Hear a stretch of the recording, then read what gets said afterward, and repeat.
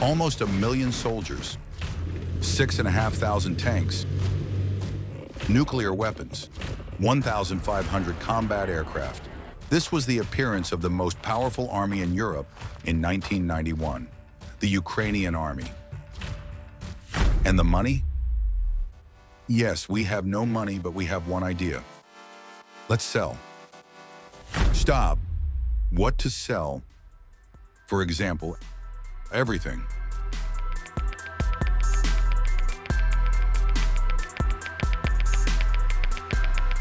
Since 1991, Ukraine has been a land of opportunities. Do you need a tank, an aircraft? No problem. Name your price. At the same time, we wanted to please the civilized world, gave away nuclear weapons, cut rockets into metal, and on the other hand, raised armed barons. Uncontrolled selling of everything that kills went so far that at one point, we became the world's second arms exporter after Russia.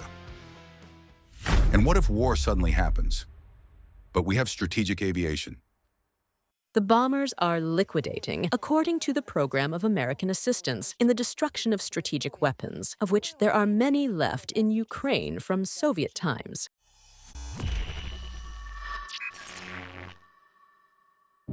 I wouldn't have believed it myself, but as I was approaching Poltava, I noticed a small flock of white swans in the sky. We joked that it was a stroke of luck. Then the weather changed and everything became like in a cliché Hollywood drama. A sad story. Rain. So banal. The Museum of Heavy Bomber Aviation is a place that Ukrainian pilots find it difficult to return to. It is especially painful to look at it. The White Swan is the largest bomber on the planet, the only museum exhibit in the world.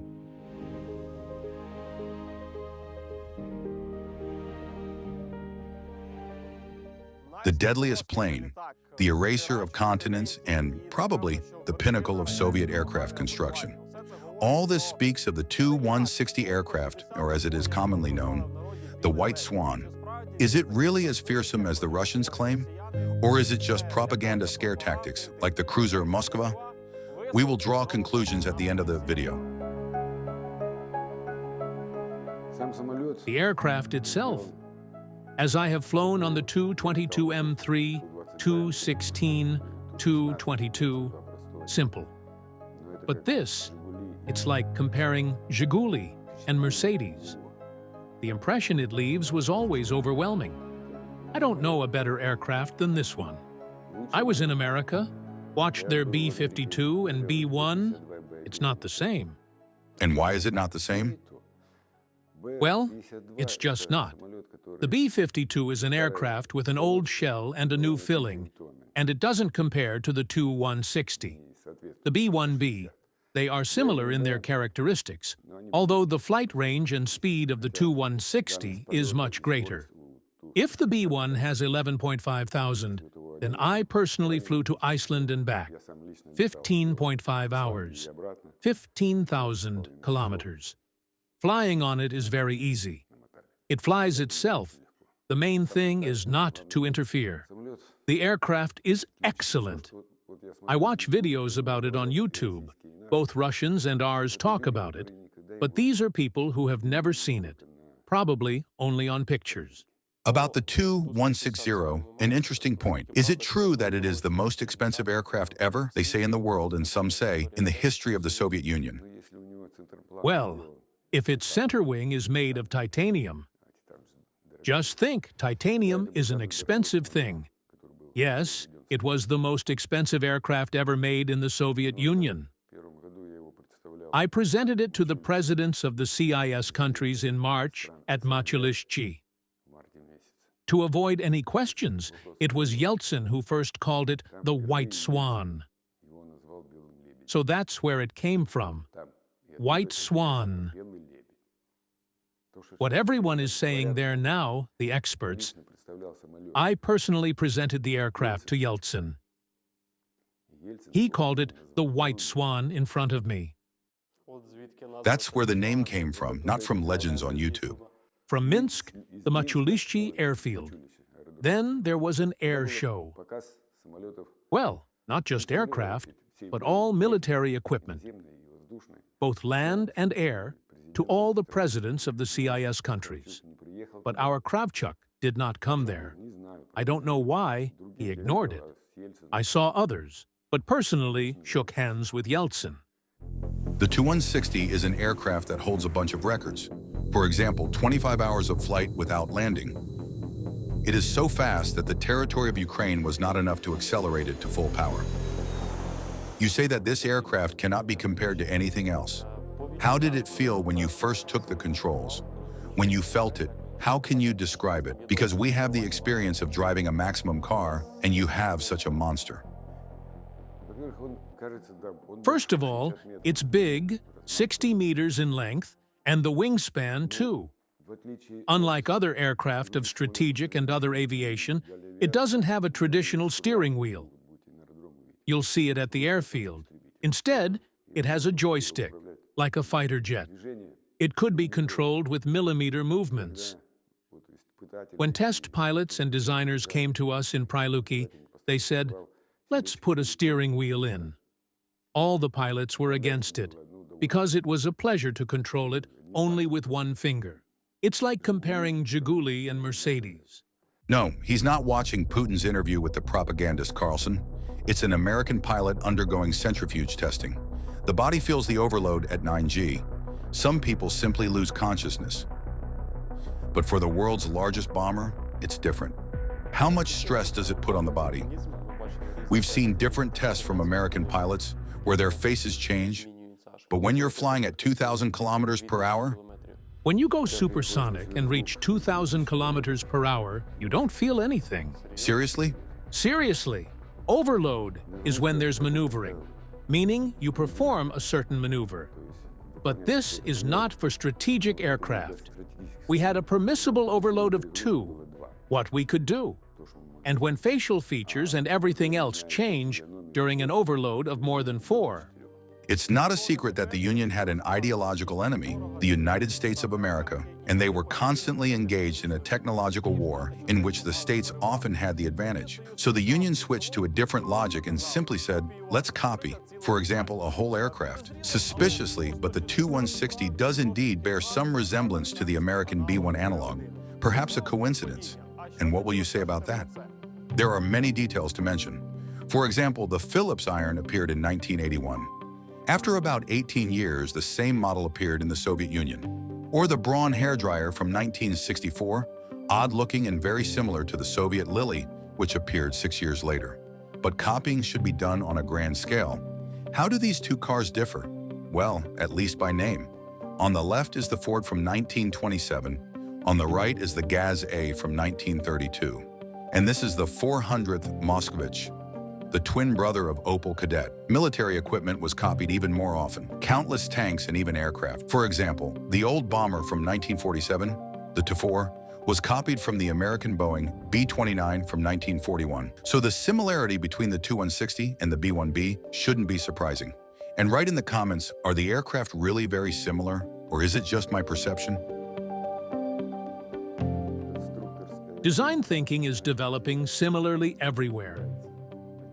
Everyone now says that it was all stolen. The equipment in the cockpit is completely different, ours and theirs.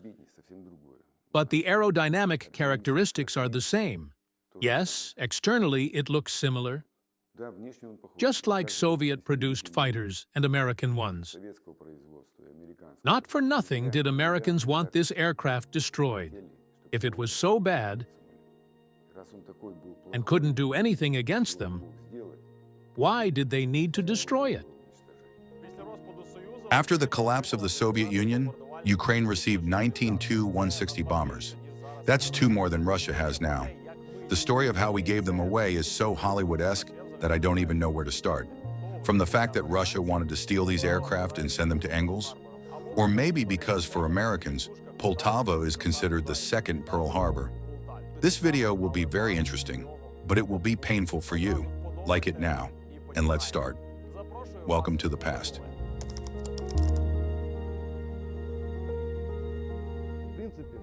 Overall, we will be needed only once.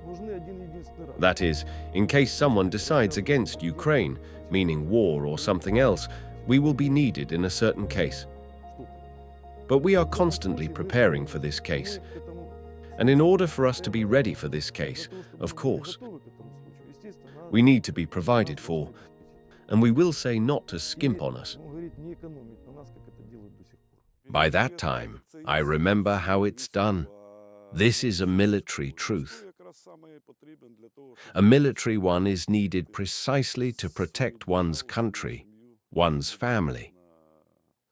If there is an attack on the state, then in that case, it is needed only. It's very bad that many people don't understand this, because I've heard many words that they're freeloaders and all the rest. But today shows what freeloaders our military are. When you said this phrase that time, did you think who could attack Ukraine and that it could be Russia? Moreover, Russia could not even imagine this. An attempt to occupy Ukraine began not start in 2014, but earlier. In 2003, Russia tried to annex Tuzla Island.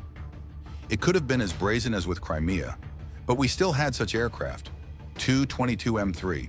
The occupation plans were postponed for 11 years. When they wanted to go to Tuzla, our regiment was still here, and we were alerted, but we did not fly out. We were ready to take off on the alert, but there was a command that there might be fighting. Was it a command to scare them off more than to fight? There was no such a command, simply to hang missiles and be ready. What did you talk about among yourselves during such a tense period? This was the first active attempt to occupy independent Ukraine. At that time, we had communication between Ukraine and Russia. The boys and I called. They said, "We will not." We said, "We won't do it." There are not the same relations now. When we joined the Ukrainian army, the regiment commander said that he would go to Russia. Pasha, go, no problem. That's all. These guys left. No one made any objections, nothing.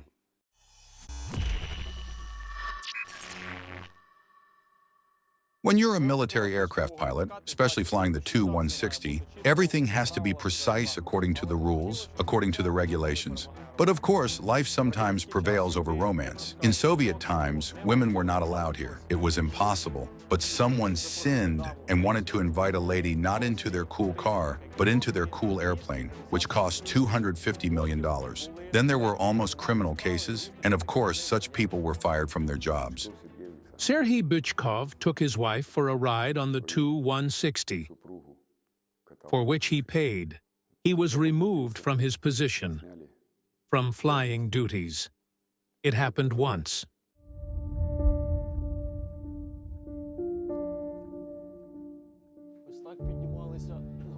Here's how they boarded the legendary Tu-160. There's not as much space here. I'm not that fat, but it's really hard to climb. Wow, there is not much space inside. Again, everything is not for tall and fat people. From the street, it seemed that there would be much more space here. And here is the first zone, where 2 crew members were located. Here on the right, as I understand it. Yes, rockets were launched from here. It's actually a huge plane. But only 4 crew members were needed to operate it. Ahead is the most interesting area, where the pilot sat. Let's go there. The first thing that catches the eye is this narrow passage. Here you really only need to pass sideways. Further, there is also not much space. Wow, in general, I would say that it is not enough.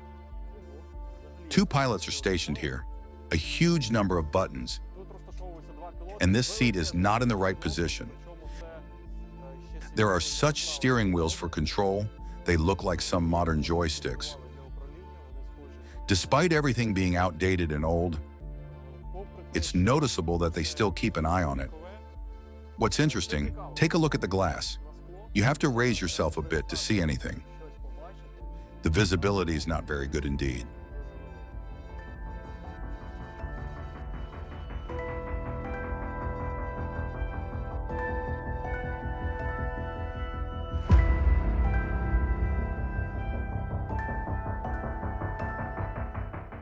When the Russians said at the beginning that they do not know where they are shooting, that's nonsense. They knew where they were shooting, right? On this plane, practically not. Don't know what you're shooting at? No. They attach the missiles, connect them, and prepare them. They are ready for launch.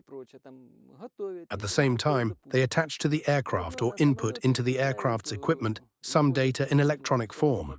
Yes, somewhere in the control panels, there are my tasks. Task to reach the specified area, detach the missiles at the specified time in the specified area. If the time doesn't match, you might not launch. If you arrived at the wrong area, if the time doesn't match, you might not launch. If you arrived at the wrong area, you might launch, but it will fly not where it's needed. Before this, the missile was preparing for a whole hour before this launch. It prepares for launch for a whole hour. But I understand that in the modern world you can calculate by time where you could get to. If you flew there at a certain time, sent a rocket somewhere, then looked at the news to see where it landed, everything can be matched up. We launched such missiles, we launched them. Here, approximately similar to those being launched here now, it's called the X-101. For example, we launched it on a designated range, detached it, and went home. We flew here, and the missile kept flying and flying. Then we're already at home, and they tell us whether it hit or not, where it hit if needed. They know that Ukraine is being shot at, right? Anyone can determine where exactly the missile hit in time, where it was launched from, and how far it flew, whether it was that missile or not. And when a missile flies into a residential building, they understand all this perfectly? Of course, certainly.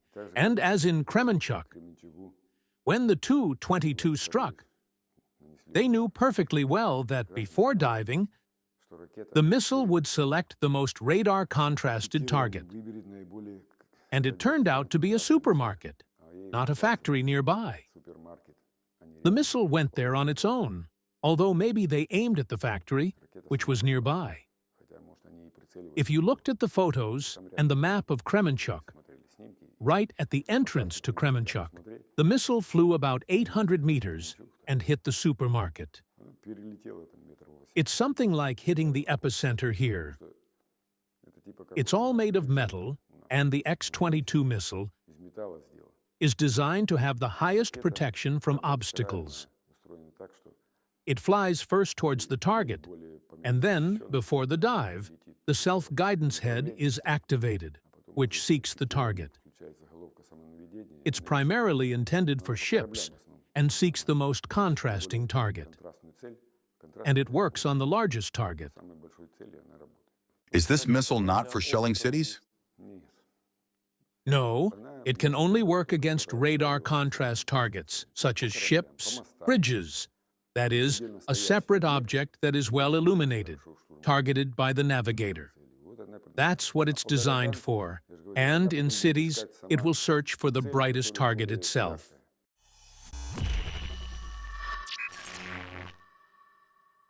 By the way, back in 2000, Russia predicted that Ukraine would send their waterways to the bottom. But then it was just a pure provocation. In the Barents Sea, the Russian submarine Kursk sank, and they wanted to link it to the training of Ukrainian pilots. The press spread information that the loss of the atomic submarine Kursk was related to our launches. I want to say that it's all rumors, and Russian correspondents were the ones spreading this information. Ukrainian correspondents didn't buy into this information. This information mostly came from correspondents from the Russian Federation.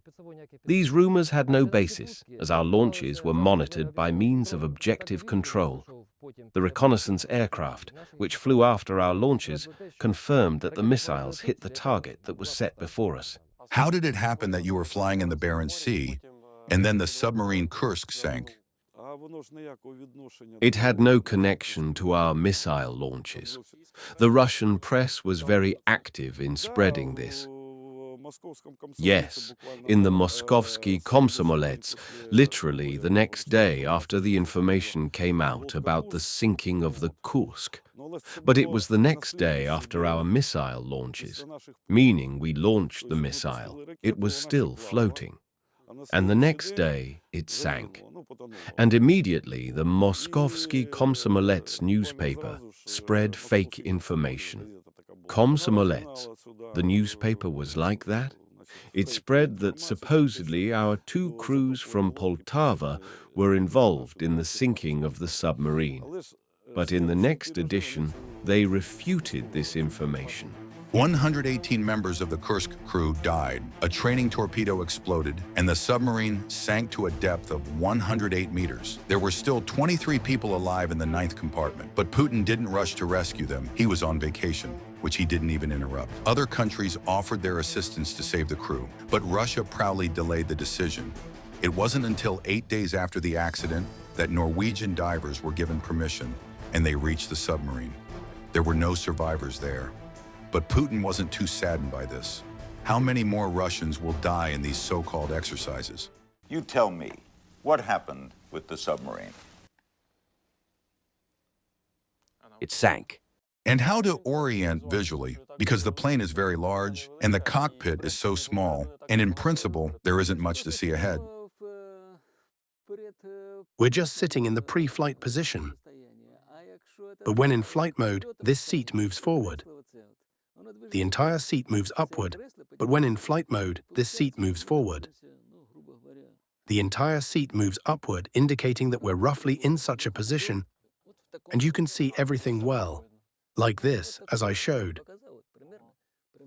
When the seat shifts like this, it also moves up and down according to the height, so you can adjust it. Moreover, you can slide the pedals towards you or away from you. If so, you can adjust it. Moreover, you can slide the pedals towards you or away from you if the yoke, pulling the control stick towards you, lifts the aircraft's nose.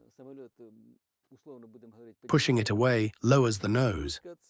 Moving it to the right causes a roll. There's no yoke here, as I mentioned. You have a control stick. Is it more convenient? It seems like such a huge machine, but with such a tiny joystick-like handle. It's easier than a yoke, easier to control. Even though the machine is massive, it's easier to handle. But as a drawback, I would make it so that the hand is constantly hanging. There's no support. You need support to lean on, like a stand, like a joystick. It somehow makes it easier to control. And when the hand is hanging, then you need to create conditions so that the hand doesn't move much. You have to hold it for hours there, right? For one or more, it turns out. I mean that with the handle, you need to make tiny millimeter movements to maneuver. The aircraft responds to this. There's a passenger plane. The pilots can walk around the cabin. What about you? Is your hand always on the helm? Not right, not right. We took off, flew, turned on autopilot, and that's it. And then the autopilot pilots a bit. You need to watch. If one leaves the seat, the other must definitely sit and watch everything. Without supervision, nothing is left here. You have a toilet on board. I've heard the legend that nobody used it. Is that true? I don't know. How did you endure for 12 hours? I was younger, that's how. But why didn't you use it? Firstly, I got so accustomed, so programmed myself, that there was nothing to use there, and no one went there. Secondly, there wasn't such an urgent need. People didn't like to go to the toilet on the plane. Let me explain why. To get to it, you had to pass by this hatch, which was closed, walk past it, and many pilots were genuinely afraid that this hatch might fail, and you'd fall to the ground from a height of about 10,000 meters. The toilet was just beyond this hatch, so some endured for 12 hours. How did it happen that the fourth strongest aviation in the world was simply dumped into the toilet? This will hurt now, and I'll start with a banal fact. Ukraine had 19 Tu-160 aircraft. One was left in the Poltava Museum, 8 were sold to Russia, and 3 Tu-95s were transferred along with nearly 600 X-55 missiles. They are capable of carrying a nuclear warhead. Russia often launches them now without a warhead, just to exhaust our air defense systems. But the Kh-55 missiles are still dangerous due to their kinetic energy and remaining fuel. One of these missiles hit a residential building in Kyiv, another fell and exploded in Ternopil region, and one was even found near the Polish city of Bydgoszcz, deep inside the country.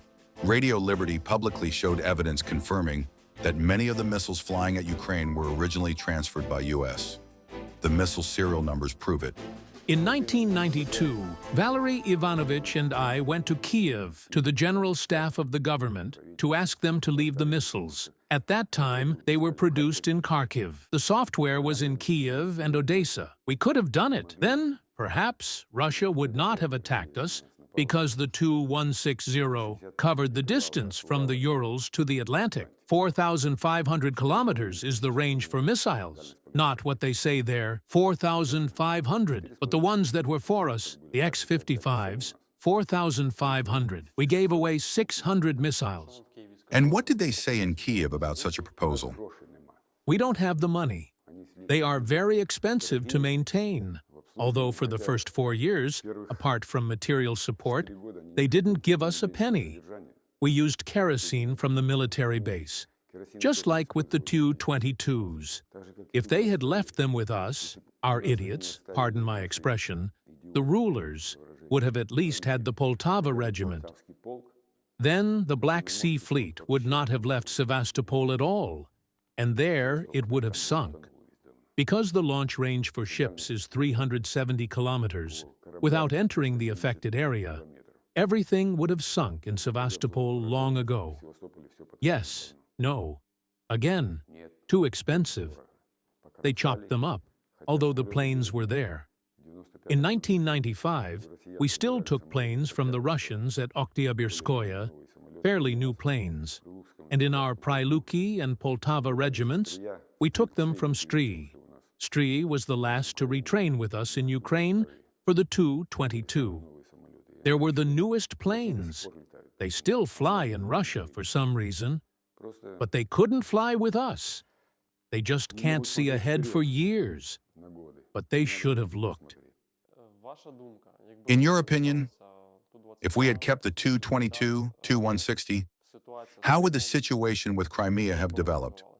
We would have had the opportunity to restrain Russia from these actions. Just the deployment of aircraft in the air already speaks volumes that it wouldn't pass unnoticed. The agreement to sell the Tu-160 bombers in 1999 was signed by the then prime ministers of the two countries, Putin and Pustovoitenko. The decision was made solely by the cabinet of ministers, which he chaired at the time. The issue was never even brought before the Verkhovna Rada. At the same time, Pustovoitenko was also the president of the Football Federation. And once the deal had been signed, he went to Moscow with Putin to watch football.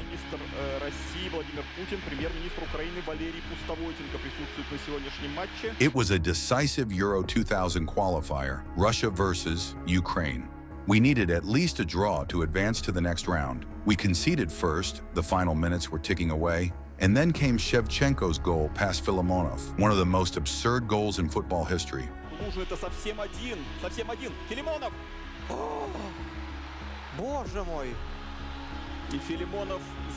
The whole country was celebrating, not realizing that the real events had taken place days earlier, not on the football field, but behind closed doors in government offices. You're hearing the sound of an air raid alert. That's a Russian Tu-22M3 taking off. Just 10 minutes ago, it launched Kar-22 missiles at Ukraine, and those very missiles are now behind me. At one time, we handed over both these missiles and the aircraft to Russia, and now the Russians are using them to bomb our peaceful cities. Could we have sold the aircraft to another country instead of Russia? Was such an option theoretically possible at all? Theoretical options were considered for these aircraft to remain in Ukraine. For example, towards the space program, launching space vehicles from this aircraft. But was it not interesting for China, the United States, or someone else to buy them? In principle, it was unrealistic, impossible. Not even the Tu-22M3 aircraft, let alone this one, was ever sold to anyone, although attempts were made. And why was it unrealistic? Were they not interested, or is Russia blocking these sales? Russia is blocking them. Behind it is the basic Tu-22. These aircraft were sold, and they are still flying in Iran. In Iran, there are still aircraft flying that were made back in 1968. Their production was stopped.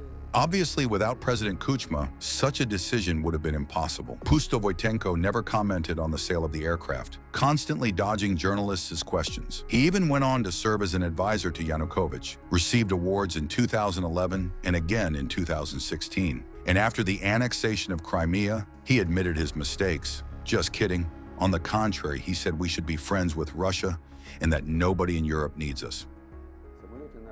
We did not sell our aircraft. They wanted to steal the Tu-160 aircraft. Nobody knows about it. All right, I'll tell you first. In April 1992, I flew from the Moscow region. I participated in the Chkalovsk Air Show with the Tu-160 for the President of Russia. If they gave me a plane from Pryluki at the airfield, then when I flew to Minsk, they transferred 7 Su-24s from Ukraine to Russia. After that, Ukraine banned the Tu-160 from flying outside Ukraine's borders. When I arrived, they offered me to go on vacation. I asked, "What's that?" But I was the squadron commander for flight training, and I hadn't planned it. I said I would go in August. Well, here we go. I entered combat training, planning the table. 11 aircraft immediately go into the tactical launch zone. What the hell? I said, guys, I won't sign this plan table, and without my signature, there will be no takeoff.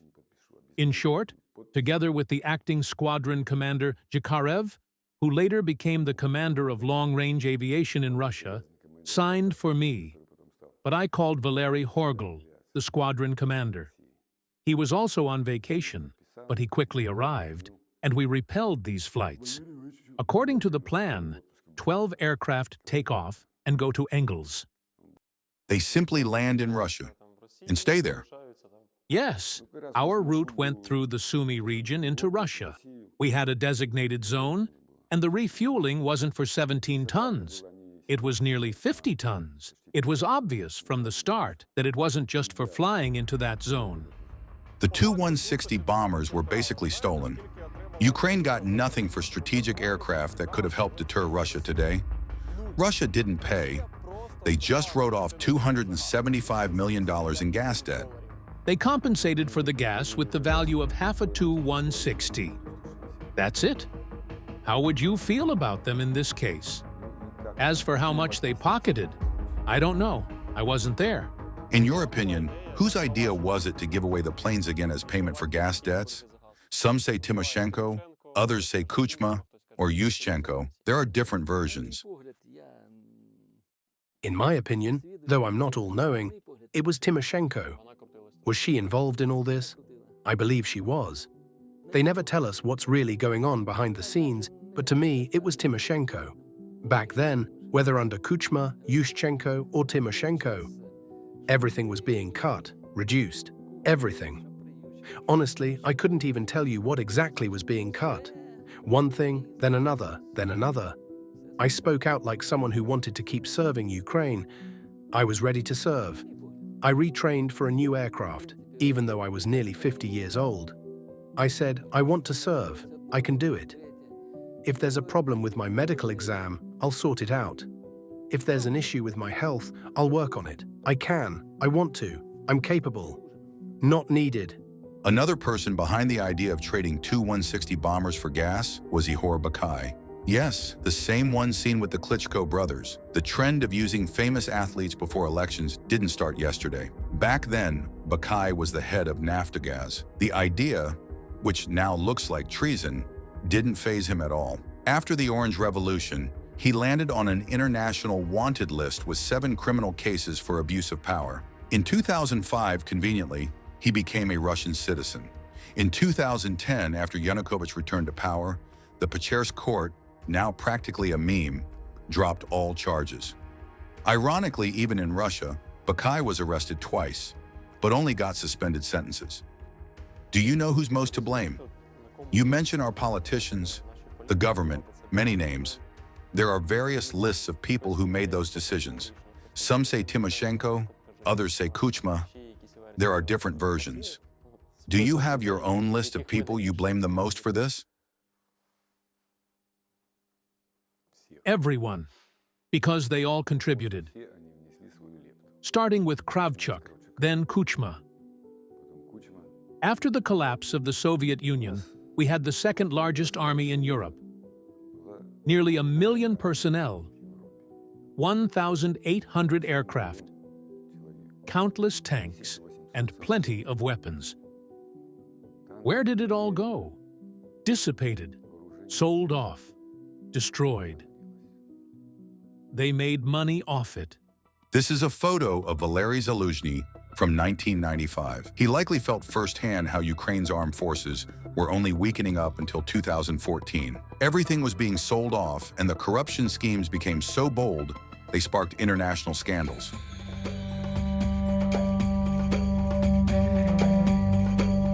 Iraq, 2002. The country was under international sanctions. 1 year before the war with the United States, the media explodes with a bombshell. Former Major Mykola Melnichenko, known for the so-called cassette scandal, where he released recordings of Kuchma's conversations, including those about murdered journalist Georgy Gongadze, makes a new claim. This time, Melnichenko testifies that the tapes also contain a conversation between Kuchma and the head of Ukrspetseksport, Malev. Remember that name. In the recording, they allegedly discussed the potential sale to Iraq of a unique Ukrainian development, the Kolchuga signals intelligence system. It was so advanced that its radar could easily detect even the supposedly invisible American stealth aircraft. And then it escalated. The United States decided to reassess its policy toward Ukraine, suspending $54 million in government aid. Most civilized countries no longer wanted to deal with Kuchma. For the domestic audience, he held press conferences, denied everything, and dismissed it all as rumors. Meanwhile, Malev, remember him, he was widely known as Ukraine's top arms dealer, suddenly died right in the middle of the scandal. His Audi crashed into a Kamaz truck in Poltava region. Notably, 3 years earlier, another arms baron, Boris Marasik, died in a very similar car crash. The New York Times published a revealing article about these supposedly accidental fatal car crashes involving Ukrainian officials, hinting that they had one thing in common. All were inconvenient for Kuchma and his circle. The Kolchuga systems were never actually found in Iraq. Some believe the whole thing was a Russian setup. In the end, Kuchma lost his Western allies and turned toward Moscow.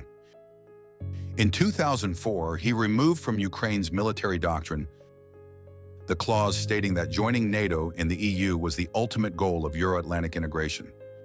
Presidents came and went, but the scandals didn't. 2008 Somalia. Yes, we ended up there too. Local pirates hijacked the Fina, a ship loaded with Ukrainian weapons. 33 T-72 tanks, Grad rocket systems, and the pirates weren't even the main problem. The issue was that the weapons were intended for South Sudan, which was on the U.S. list of state sponsors of terrorism. The Ukrainian side denied everything, claiming the cargo was for Kenya, showing contracts as proof. But the U.S. presented real documents, satellite images of tanks that had passed through Kenya and ended up in South Sudan. At that point, denying it was pointless and absurd. Still, the U.S. wasn't exactly innocent either.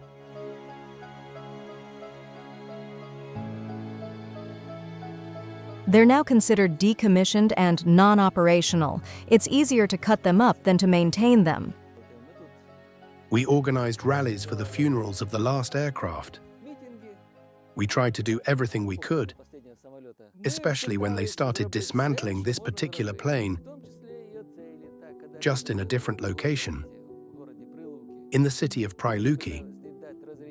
We also tried to stop it from being scrapped under those agreements.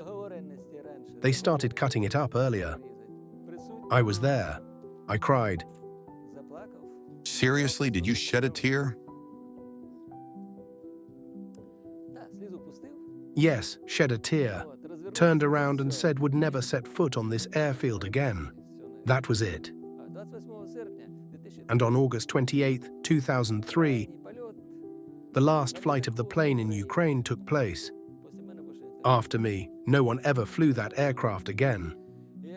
A plane would come straight from the factory, brand new. It would land at the airfield, perform 3 landings, fly for 18 to 20 hours, and then they'd send it to be scrapped. How is that even possible? How can you do that to a professional? It breaks your heart. You just can't do that. It's like buying a new car, driving it for 2 kilometers, and then cutting it up. How are you supposed to make sense of that? At the time, it was unbearable to watch. These were brand new aircraft, straight from the factory. 2 of them. To be fair, there were also planes that were 15 years old, worn out. Those you could understand. They were old and had served their time. But they cut up the ones that were practically untouched. How are you supposed to look at that? Like a homeowner watching someone destroy his estate. It just shouldn't be that way. It was obvious that after the collapse of the Soviet Union, the US didn't want a bunch of unpredictable countries loaded with weapons. Ukraine agreed to dismantle a huge arsenal, and the security guarantees given at the time now sound laughable, especially when compared to the scale of US disarmament efforts here. The US covered the costs. Russia received money too, which it accepted, but often lied and concealed information. As a result, in 2002, the payments were halted. Meanwhile, Ukraine continued to be disarmed. This is Donetsk, 2005. At the time, Senator Barack Obama visited a chemical plant to inspect how Ukrainians were disposing of munitions. Did you see the TU-160 being dismantled with your own eyes? I turned around and left as soon as the decision was made. I retired at 44. I left. I already had 45 years of service. I said, if the orchestra doesn't need me, then why should I need it? That was it. I went to the hospital and discharged myself. And after that, you did not fly? No. You didn't feel drawn back? Tell you, my God, that was my whole life. Of course I felt drawn to it. But my God, I couldn't bear to watch them destroy it. Is it true that people just stood there crying when it was cut? Of course they cried. It's your life, your fate. How could our leaders treat them like this? My God, how many lives have they ruined? A pilot lives by his dream, and that dream was shattered. 3 squadron commanders have already passed away. I don't know. For now, I'm still alive.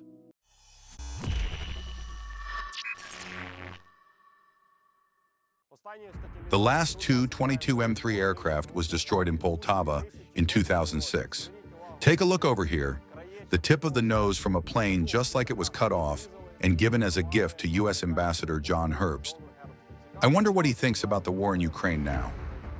If Moscow conquers Ukraine, the United States will have to directly defend its NATO allies in the Baltics or Poland from Russian aggression. That would cost far more than the $38 billion per year the US provides to Ukraine. Herbst openly calls for giving Ukraine more weapons. He clearly remembers how much was destroyed and understands that in today's situation, U.S. security guarantees look like empty promises. He even bluntly called the West's hopes for a counteroffensive foolish. Months went by, and we kept finding reasons not to supply certain types of weapons to Ukraine. But if we arm Ukraine properly, there will be serious progress on the battlefield. Continuing to serve without receiving any pay or financial compensation for 6 to 11 months was incredibly difficult. You had to find a way to survive, to feed your family, and the state didn't care. It's clear about the Russians, but did the Americans come here too? They also watched as the weapons were destroyed. They were very interested in it as well. Of course, this was all part of an arrangement.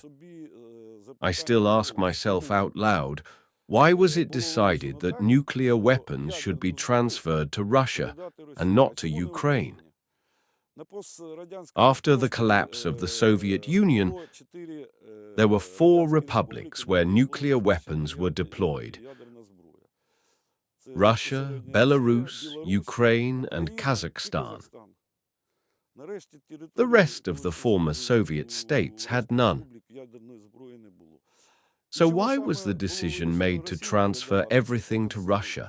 Why not Kazakhstan or Ukraine, for that matter? It's still a mystery to me. I understand that the United States feared the spread of nuclear weapons after the collapse of the USSR. That's reasonable. But why centralize it all? No one can give me a clear explanation as to why the transfer happened the way it did.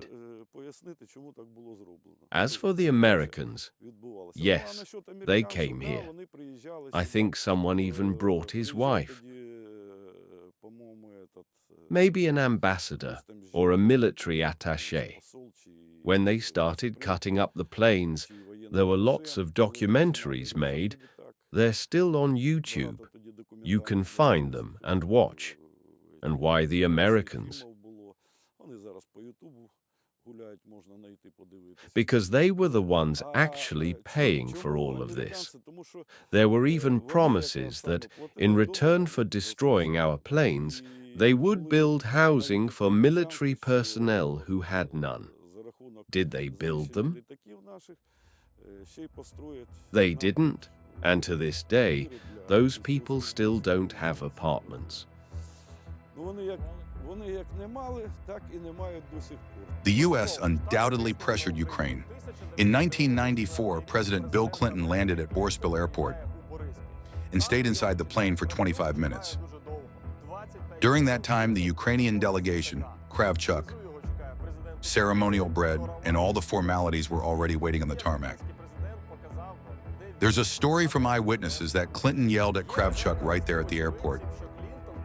And honestly, it sounds believable, especially since at the press conference, Clinton openly mocked the former communists, joking that if Kravchuk weren't president of Ukraine, he'd offer him a job as White House press secretary. There's also a declassified U.S. document that includes a direct quote from Kravchuk. We have nationalists who oppose the president on the issue of nuclear weapons. There aren't many of them, but they must not be allowed to grow stronger. In 2023, Clinton publicly admitted that his mistake is now costing Ukrainian lives.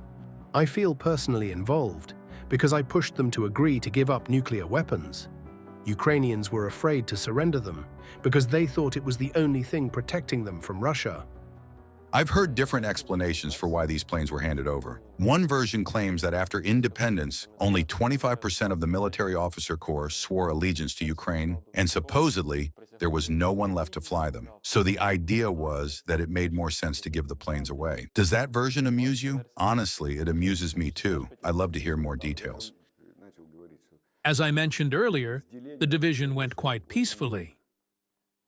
During the officer corps meetings, everyone declared whether they were staying in Ukraine or leaving for Russia. After that, many pilots, navigators, and technical personnel from Russia actually wanted to come here. Why? They wanted to return to Ukraine, to their homeland. I arrived in Poltava on May 13th, 1992, to take command of the regiment. At the time, I had only 4 crews. By September of that same year, I had 35 crews, 25 of them fully trained. We rebuilt everything. The chief of the general staff came to inspect the regiment, planning to disband it. But I had to give him a solid 4 rating because we were flying day and night in both clear and difficult weather conditions. He was shocked. "How is this even possible?" he asked. So don't believe those stories. If they hadn't interfered with us, everything would have been just fine. Is the version about the lack of pilots nonsense? It's nonsense. There were pilots. Okay, the second version. There weren't people who could operate and repair all this. There were more than enough. So they justify their ignorant actions of destroying these regiments. The only problem was that our leadership illegally appropriated fuel for their needs. Did they just drain it? No, they didn't drain it. We stored the fuel in containers.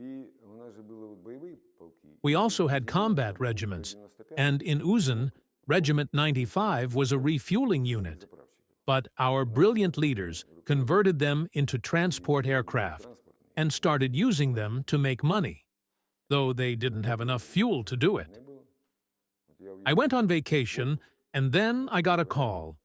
"Commander, we've got fuel theft going on." I had to cut my vacation short, return, and go straight to headquarters to put an end to it. And did it work? No problems. A deputy once flew to me on his personal plane and said, "Refuel it." I replied, "Hold on a second. I'm a people's deputy," he said. I told him, "I don't care who you are. I don't have the fuel to refuel your plane." He called the general staff. Then the chief of the general staff personally called me and said, "Refuel it." I said, "No, I won't." "Why not?" "Send an official telegram authorizing the withdrawal of a specific amount of fuel." The next day, the telegram arrived. They said everything was done according to the law. These are the people who sat in the general staff. You often hear that awful sound of an air raid siren, and sometimes it's not just a damn MiG, it's a Tu. Though I think you've noticed too that Russia rarely uses the Tu-160. Some say it's because of complicated maintenance. Preparing one aircraft takes a lot of personnel, but there's also a simpler explanation. The Tu-95 is more commonly used, while the Tu-160 is mostly kept in reserve. That's all. Although the Tu-95 can carry 8 missiles, the Tu-160 can carry 12. And while the missiles on the Tu-95 are mounted on external pylons, on the Tu-160 they're housed inside the bomb bay. They're simply conserving them, probably because they're being cautious with their aircraft fleet. After all, training a pilot with that level of flight experience, even in Russia today, is no easy task.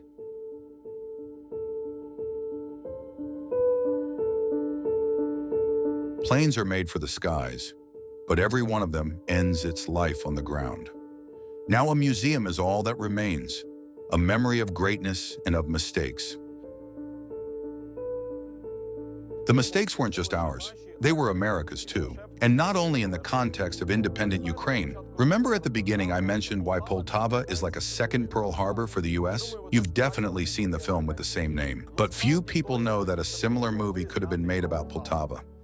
During World War II, 8,500 Americans were stationed here, and it was home to a major airbase. Eventually, the Germans pinpointed its coordinates, launched an air raid, and destroyed a massive amount of equipment.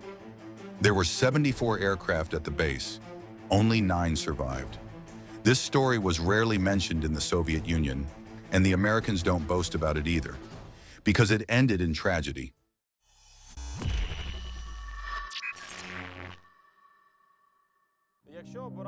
And if you had to choose where to shoot a movie, in Poltava or in Hawaii, honestly, I don't blame the directors, even though I love Poltava too. Don't forget to subscribe, and in the comments let me know, could we have kept our strategic aviation? And who do you think is most responsible for its loss?